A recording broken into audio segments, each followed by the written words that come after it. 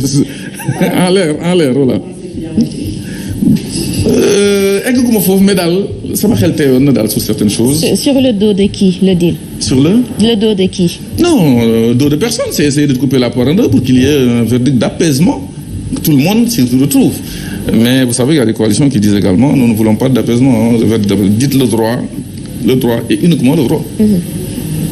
voilà ci ñuy wax sax que bëgguñu apaisement gis nañu déjà ñoo xamante ne ñu ngi woote ci ay mobilisation te confirmation amagul vous pensez que c'est bien de commencer yee fitna ci loo xamante ne xëy na xamagul njeexital bi lan lay doon. c'est pas le mot yee fitna man laay gis dafa fekk ni loo xam ni su ko jaree jar na ko dafa am yoo xam ne jar na ko parce que je me souviens en 2011 2012 fii la ñu nekk trouble dëkk bi yëpp ne suñu maam Ablaye Wade il faut que mu jóge fii parce que mënul def troisième mandat. vous vous souvenez coow li bari na fitna bi am na sax fukki nit ak juróom defe naa yu ci décédé. c'est vrai. mais c'était démocratie dafa am fu muy jaar et c'est des épreuves hélas. mais bu fekkee jaru ko te ñun ñoo def ay erreurs reconnaître ko woo ñi ci mbedd bi. pour gagner par force sur la base de nos propres erreurs et de nos propres fautes. Surtout. Man je suis contre de faire sortir qui que ce soit pour xeex ci mbedd bi rayante yee fitna. C'est à ce moment-là que je parle de yee fitna. Ah oui, parce qu'il faut quand même être logique dans la vie. On gagne, on perd, mais on assume. On assume. Ok. Alors au regard des dysfonctionnements yi ñu gis ci processus électoral bi yëpp est-ce que gëm nga ni nous serons dans les délais pour dem ci ay élections législatives. waaw loolu tamit c'est un risque hein. ñu reporter les élections parce que coow li dana bari lool et xam nga lii yëpp lu ko doon régler mu bañ a am coow lii yëpp recevabilité aller au fond parité xaw ma lan ak lan ak lan lépp c'est de respecter li CEDEAO waxoon mais attention votre système de parrainage là baaxul xoolaat leen ko.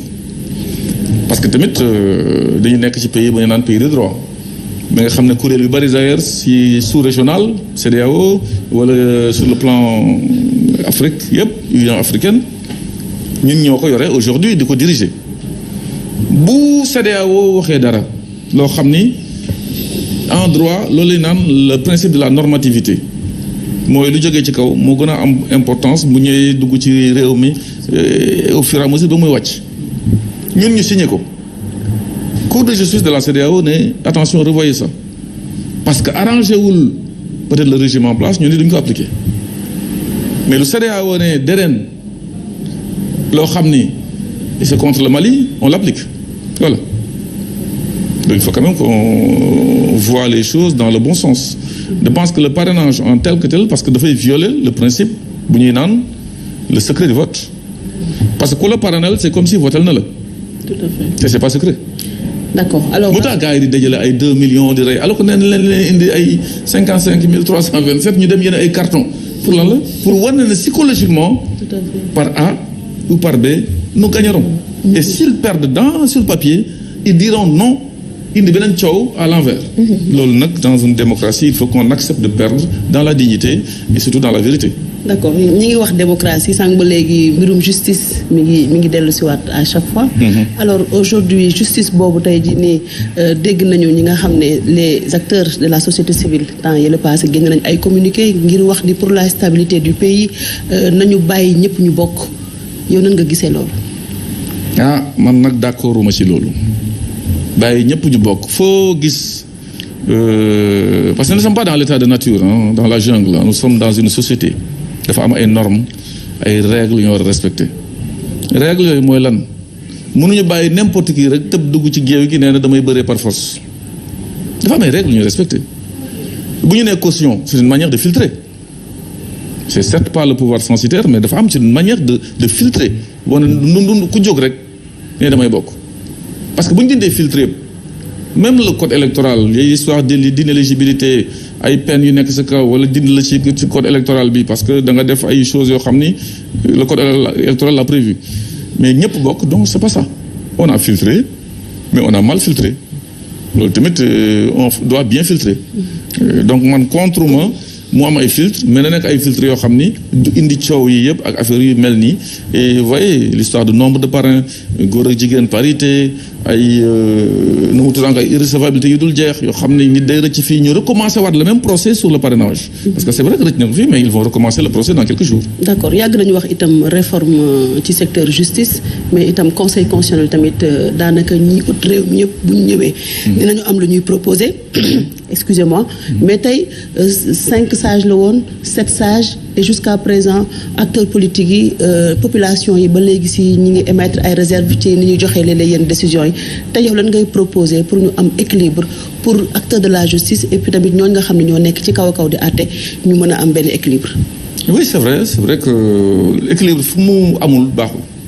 Il faut que dans toute chose que nous soyons des hommes de mesure ou des femmes de mesure équilibrés dans tout ce que nous faisons réforme de la justice comme ni nga ko waxee ñëpp ñi ngi koy demander sur certaines choses parce que bu fekkee ni kii di nekk ci jongante bi moo namee ñi fa nekk xel sax day tey même bu gagné xel day tey il faut que ñu trouver quand même une voie médiane buy wane ni effectivement ces choses-là soient plus possibles dans ce pays. Cette sages yi nan lañ leen mën a voter nan lañ leen mën a tabbee parce que problème bari na yaa ngi koy wax sànq ku la abal bët léeg-léeg fu ko neex rek ngay xool parce que mbir mi yëfu nit la nan la ñu mën a def à l'avenir pour que wax dëgg yàlla ñooñu du ñu nekk dans le besoin waxuñu ni dañ leen di corrompre et tout mais ñu xool yeneen anam yu leen di tabbee nga xam ne du nekk directement le président de la République. Non je ne dis pas qu'ils sont corrompus mais nit bañ mën na la bañ corrompre sax mais fu sa intérêt nekk nga jël décision dans ce sens-là. Tout à fait. Parce que intérêt mi ngi fépp na noble parce que boo génnee sa kër dem à droite tu as intérêt à aller à droite parce que sa oto peut-être à droite la nekk. C'est un intérêt noble. mais bu fekkee intérêt bi la beneen affaire la ci ginnaaw c'est ça loolu moo tax may naan il faut être juste un homme ou une femme de mesure dans tout ce qu'on fait.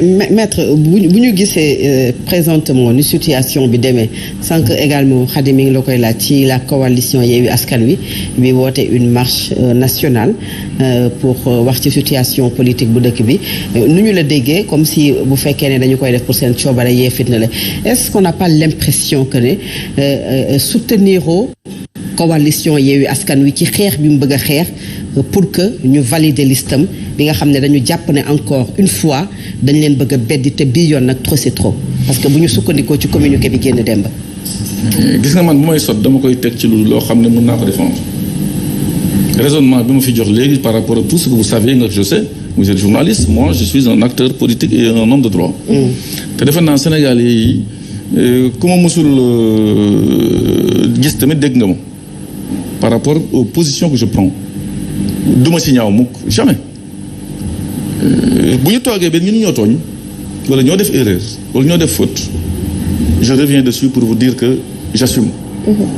C'est ça la grandeur surtout avec des gens yoo xam ne nee nañu ce sont des érudits en matière électorale.